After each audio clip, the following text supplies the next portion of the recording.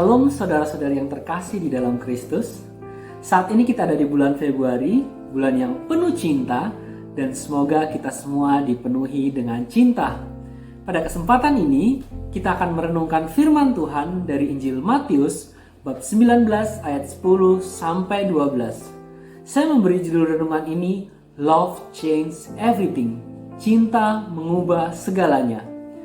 Dalam bacaan dikisahkan bagaimana ketika Yesus tiba di Yudea dan sedang menyembuhkan banyak orang, lalu datanglah orang-orang Farisi untuk mencobai dia dengan pertanyaan yang menjebak tentang apakah boleh orang menceraikan istrinya dengan alasan apa saja.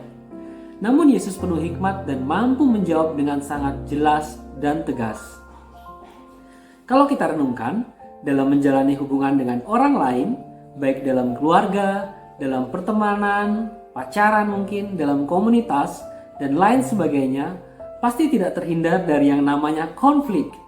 Konflik bisa timbul karena banyak hal, bisa karena perbedaan cara pandang, egois dan mementingkan diri sendiri, iri hati, dan lain sebagainya.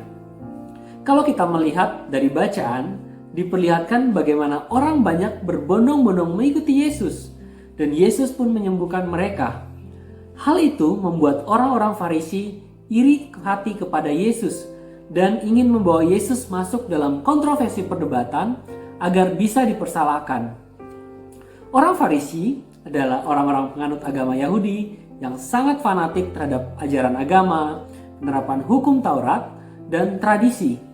Sifat-sifat yang sering melekat pada mereka dalam Alkitab adalah merasa diri paling benar, gila hormat dan pujian, hobi mengkritik, suka membandingkan, dan berbagai sikap yang cenderung negatif. Kalau kita renungkan, dampak dari memiliki sifat seperti orang Farisi, saya menyebutnya 4S. S yang pertama adalah suka merasa diri paling benar.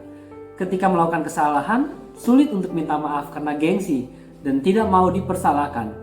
S yang kedua adalah suka diutamakan dalam segala hal. Orang menjadi gila hormat dan pujian. Jika tidak diperhatikan, cenderung bisa marah dan sampai bisa memusuhi orang lain. Dan S yang ketiga adalah suka menyudutkan masalah kepada orang lain. Orang yang egois tidak pernah mempertanyakan diri mereka sendiri. Ia lebih suka menyudutkan masalah kepada orang lain. Dan S yang keempat adalah suka membandingkan. Suka membandingkan biasanya menghasilkan luka, sehingga tidak akan ada kebahagiaan dalam suatu hubungan.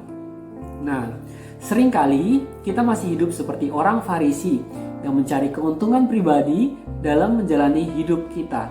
Kalau dalam hubungan keluarga, pacaran, komunitas, pertemanan, dan dengan orang lain, kita masih memiliki sifat seperti orang Farisi, maka yang bisa terjadi adalah pertengkaran, ketidakcocokan, dan saling menyalahkan. Kalau kita melihat tanggapan para murid yang mendengar pengajaran Yesus tentang perceraian di ayat yang ke-10, mereka merasa berat untuk melakukan, sehingga mereka memilih lebih baik suami istri jangan kawin. Nah, seringkali dalam hidup kita seperti para murid-murid yang menganggap ajaran Yesus begitu berat, dan sebagai manusia kita sulit taat menjalankannya. Kita kompromi dan terus jatuh di dalam dosa. Seperti kata Yesus pada ayat yang ke-11, tidak semua orang dapat mengerti perkataan itu, hanya mereka yang dikaruniai saja. Kalau kita lihat dalam kitab Efesus bab 2 dikatakan, sebab karena kasih karunia kita diselamatkan oleh iman, bukan karena hasil usahamu, tapi pemberian Allah. Jika kita semua sudah dikaruniai, karena karunia itu adalah pemberian Allah, hanya apakah kita mau menanggapi karunia itu? Kabar baiknya, Yesus adalah Allah, Sang sumber cinta yang tidak pernah salah dalam memberikan ajarannya. Walaupun seolah-olah ajaran Yesus terkesan berat untuk dilakukan, tapi kalau kita renungkan dan menjalankannya, segala ajaran Yesus didasarkan atas cinta yang besar, cinta yang mampu mengubahkan hati, cinta yang mendatangkan keselamatan dan kemenangan bagi kita. Kalau kita belajar dari Yesus melalui bacaan Injil ini, saya merenungkan beberapa poin penting tentang teladan cinta Yesus yang mengubahkan. Yang pertama adalah cinta yang sabar. Yesus dicobai oleh ego orang-orang Farisi untuk dipersalahkan, tapi Yesus tidak cepat-cepat marah. Dengan cinta yang sabar, dia menjawab orang-orang Farisi. Ketika Yesus diajak berdebat, dia tetap tenang dan mengasihi orang-orang Farisi dengan tidak marah ataupun menggunakan kekerasan. Maka dari itu, kita dipanggil untuk memiliki cinta yang sabar dalam berhubungan dengan orang lain. Yang kedua, cinta yang tidak menuntut. Orang Farisi suka menuntut dalam pengajarannya kepada orang lain. Berbeda dengan Tuhan Yesus, tidak pernah menuntut dan memaksa orang mengikuti pengajarannya. Ia memberi kehendak bebas kepada semua orang untuk mengikuti Dia. Ia memberikan cinta yang tidak menuntut.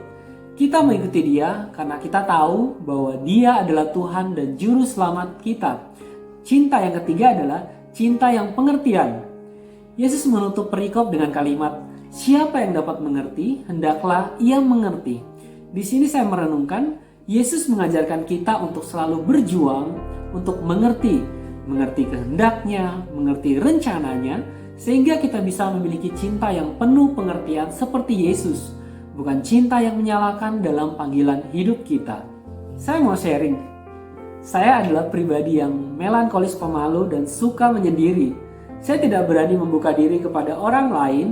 Ketika berbicara kepada orang lain, saya takut salah dan dijudge oleh orang lain. Saya lebih memilih gak perlu berhubungan dengan orang lain, atau kalau berteman pun ya sekedar say hello aja. Ikut kegiatan rohani malas banget rasanya. Nah, sesuatu yang gak penting, tapi itu dulu sebelum saya dipulihkan. Ketika mengenal dan mengalami kasih Tuhan melalui komunitas dan melalui proses yang tidak pendek, saya pelan-pelan mulai mengenal cinta Tuhan yang menerima saya tanpa syarat. Walaupun saya berdosa, cinta Tuhan yang sabar, cinta Tuhan yang tidak menuntut, dan pengertian, itu yang pelan-pelan membuat saya dipulihkan dan diubahkan sehingga lebih berani berteman dan berhubungan dengan orang lain, serta membagikan cinta Tuhan yang saya alami bagi sesama. Dan puji Tuhan, sampai hari ini boleh terus belajar mengalami dan membagikan cinta Tuhan dalam berbagai musim kehidupan. Sekian sharing dari saya.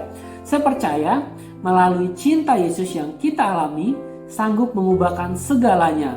Sikap kita yang tidak benar seperti orang Farisi tadi, cara hidup kita yang penuh dosa, hubungan dalam keluarga, pertemanan yang dipenuhi konflik, dan segala hal negatif dalam diri kita. Sekian renungan dari saya.